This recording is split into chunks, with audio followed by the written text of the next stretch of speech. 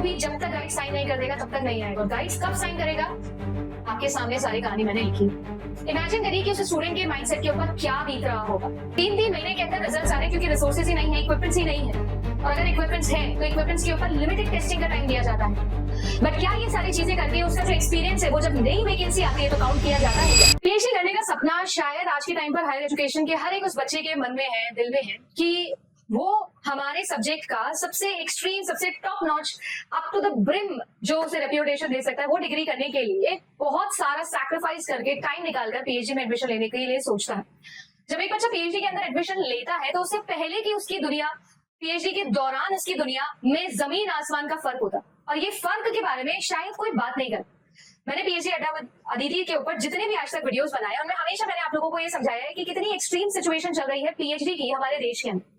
सिर्फ हमारे देश की बात नहीं करूंगी मैं, कुछ ऐसे पर्टिकुलर इंस्टीट्यूशंस पर तो आज आप लोगों को कुछ ऐसे सवाल भी उठाने वाली हूँ जो शायद आप लोगों को सोच के, समझ के डिसीजन लेने पर मजबूर कर देगी कि आप लोगों को कौन सी यूनिवर्सिटी में जाना है, किस गाइड के अंदर काम करना है और क्या पीएचडी करनी भी चाहिए या नहीं करनी चाहिए। आज इस 5 मिनट के अंदर मैं आप लोगों को पहले और दौरान पीएचडी की जो लाइफ होती है ना, उसके अंदर एक डिफरेंस आपको बताने। इस वीडियो को ध्यान से देखिएगा और फिर मुझे बताइएगा कमेंट सेक्शन के अंदर कि आपका क्या ओपिनियन है और साथ ही साथ क्या वाकई में पीएचडी में एडमिशन लेना चाहिए या नहीं लेना चाहिए। अगर आप लोग पहली बार आए हैं तो मेरा नाम अदिति शर्मा है। जेआरएफ अड्डा यूट्यूब चैनल के साथ साथ आप सभी लोगों के लिए यूजीसी नेट के बाद की जो जर्नी है, पीएचडी की जो जर्नी है, असिस्टेंट प्रोफेसरशिप बनने से पहले की जो प्री रिक्वेस्टिक है, वो कैसे आपको अचीव करने हैं, रिसर्च पेपर के ऊपर कैसे काम करना है, वो सारी कहानी लेकर मैं पीएचडी अड्डा विद अदिति यूट्यूब चैनल पर आती हूँ। इस चैनल के ऊपर कल मैंने आप लोगों के लिए एक ऐसा वीडियो बनाया था जो शायद आप लोगों के लिए आई ओपनर होना चाहिए था। बहुत ही कम लोग होते हैं जो उस टॉपिक के ऊपर बात करते हैं, बट जैसा मैंने कहा कि मैं जब तक अपना ईमानदार एफर्ट लगा सकती हूँ मैं पीएचडी के ऊपर जरूर बात करती रहूंगी और हर एक उस बच्चे को अवेयर करती रहूंगी जिसे एक्चुअली में वो कड़वा सच पता ही नहीं है, जो उसके साथ एक्चुअली हो रहा है वो उसे पता ही नहीं। तो अगर आपको लगे तो चैनल को सब्सक्राइब करना आप कंसिडर कर सकते हैं, कल का वीडियो भी जाकर देख सकते हैं और अपना ओपिनियन भी कमेंट सेक्शन में जरूर लिख सकते हैं। आज के टॉपिक पर आती हूँ कि क्या वाकई में पीएचडी एक स्कैम है? क्या ये स्कैम है जो हमारे साथ, हर एक उस बच्चे के साथ जो हायर एजुकेशन का पार्ट है उसके साथ में चल रहा है? इस स्कैम के अंदर हर एक बच्चे को सपना दिखाया जाता है कि तू रिसर्चर बनने वाला है, साइंटिस्ट बनने वाला है, अपनी सब्जेक्ट की सबसे टॉप डिग्री के ऊपर पहुंचने वाला है।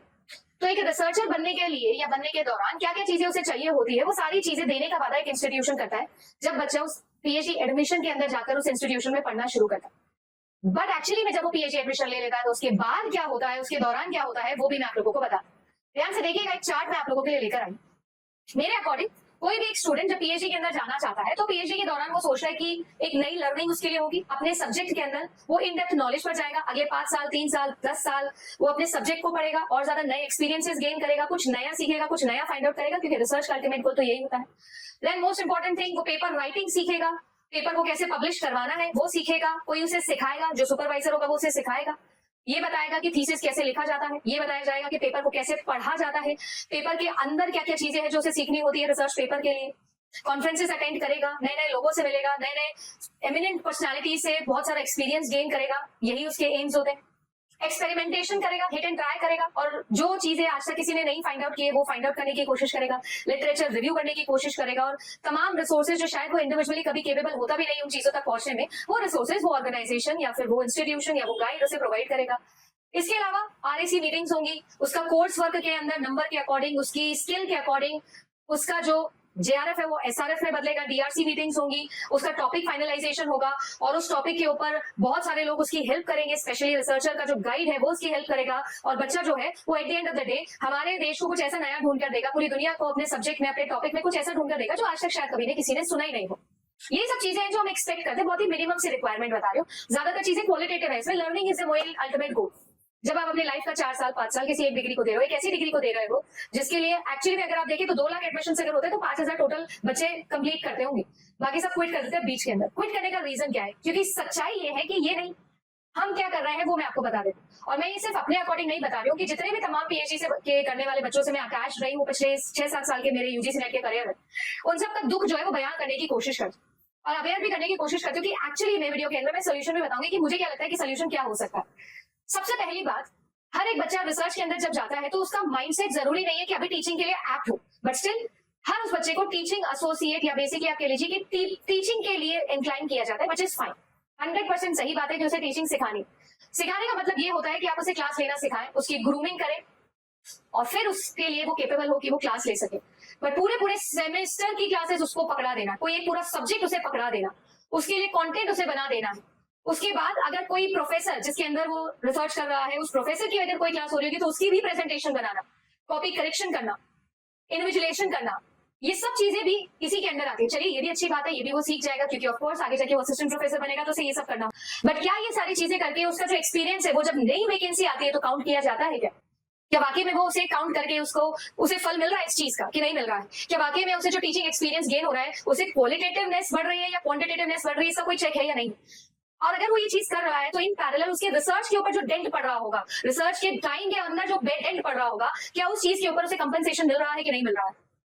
दूसरी चीज, अगर मैं आप लोगों से बात करूं तो जब एक स्टूडेंट को आप कॉपी करेक्शन का टाइम देते हैं, कॉपी करेक्शन के लिए आप उसे देते हैं, तो उसका ज्यादातर समय जो चीज में जा रहा है, जो लिटरेचर रिव्यू की हम बातें कर रहे हैं, जो नए सीखने की हम बात कर रहे हैं, वो सारी चीजें यहाँ पर सिर्फ और सिर्फ एक सेमेस्टर के स्टूडेंट के कॉपी करेक्शन के अंदर निकल जा रहा है। और at the end of the day, at the end of the semester, guide पूछ रहा है कि आपकी रिसर्च की क्या प्रोग्रेस है, आपने क्या किया है। जब गाइड के पास में वो स्टूडेंट जा रहा है, हेल्प के लिए जा रहा है, अपने पेपर के ऊपर रिव्यू लेने के लिए जा रहा है, तो उसे सबसे पहले थमा दिया जाता है एक लिस्ट कि आपको ये क्लासेस लेनी है, ये पे करना है, कॉपी करेक्ट करना है, एडमिनिस्ट्रेटर ड्यूटी देनी है, ये दोनों पीपीटी बनानी है, मैं सेमिनार में जाऊंगा उसका प्रेजेंटेशन बनाना है। ये सब चीजों के बाद में शायद और भी बहुत सारी ऐसी काम हो सकते हैं जो मैं बोल नहीं सकती हूँ, बट वो सब करने के बाद में शायद वो रिव्यू आएगा। वो भी कब आएगा? जब बच्चा तब तक थोड़ा डिप्रेस, डिमोटिवेट हो जाएगा, उसके पब्लिकेशन का टाइम निकल जाएगा, कैसे पब्लिश करवाना है, क्या करना है, क्या फाइंड आउट करना है, उसे कुछ नहीं मिलने वाला है। और चलिए सीनियर्स अच्छे मिल गए तो अच्छी बात है, थोड़ी हेल्प मिल जाएगी, बट सीनियर्स की भी सेम ही हालत है क्योंकि उनके लिए भी यही सेम चीज चल रही है।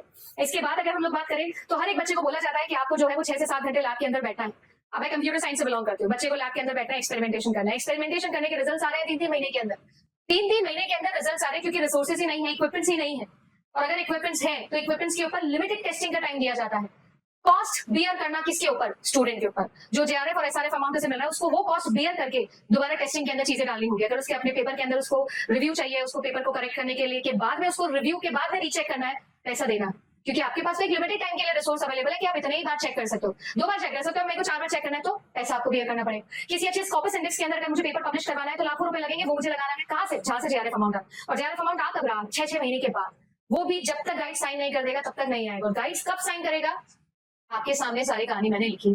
इमेजिन करिए कि उस स्टूडेंट के माइंडसेट के ऊपर क्या बीत रहा होगा। और ये सब चीजें करते हैं दौरान उसके दिमाग में बैक ऑफ द माइंड ये भी चल रहा है कि मुझे कुछ नया फाइंड आउट करना है, मुझे कुछ नया फाइंड आउट करना है, मेरी आरएसी मीटिंग होगी, मुझे उसे जस्टिफाई करना है, टॉपिक फाइंड आउट करना है, टॉपिक जस्टिफाई करना है, डीआरसी मीटिंग हो रही है, मुझे जो है वो पूरे पैनल के सामने समझाना है कि मैंने क्या किया, रिसर्च के अंदर क्या किया। क्योंकि वहां कोई उसे नहीं पूछा कि तूने कितनी कॉपी करेक्ट करी, वहां से कोई नहीं पूछा तूने कितने घंटे टीचिंग करी, कुछ नहीं पूछा जा रहा है, उससे पूछा जाएगा तूने रिसर्च में क्या किया। तो इट्स लाइक कि मैं अपने मेन प्रायोरिटी का टास्क छोड़ के बाकी सारे टास्क कर रहा हूँ, और फिर वो मेन प्रायोरिटी के टास्क में मैं क्या जवाब दूंगा, कैसे जस्टिफाई करूंगा, और क्या क्या चीजें करनी होती है। मैं बाकी सारे चीजों के ऊपर बात नहीं कर सकती हूँ, आप समझ रहे होंगे कि मैं कुछ चीजें तो बोल भी नहीं सकती हूँ, बट एक्चुअली में क्या क्या करना रहता होगा उस स्टूडेंट को अपनी आरएसी मीटिंग के अंदर फाइनलाइजेशन तक पहुंचने के लिए, अपने कोर्स वर्क को खत्म करने के लिए। हमारे देश के अंदर कोर्स वर्क वो 3-4 महीने, 6 महीने मैक्स का कोर्स वर्क जो बाहर की दुनिया में चल रहा है 1.5 साल तक चल रहा है हमारे देश के अंदर। 1.5 साल तक बच्चा अपना टॉपिक फाइनलाइज नहीं कर सकता।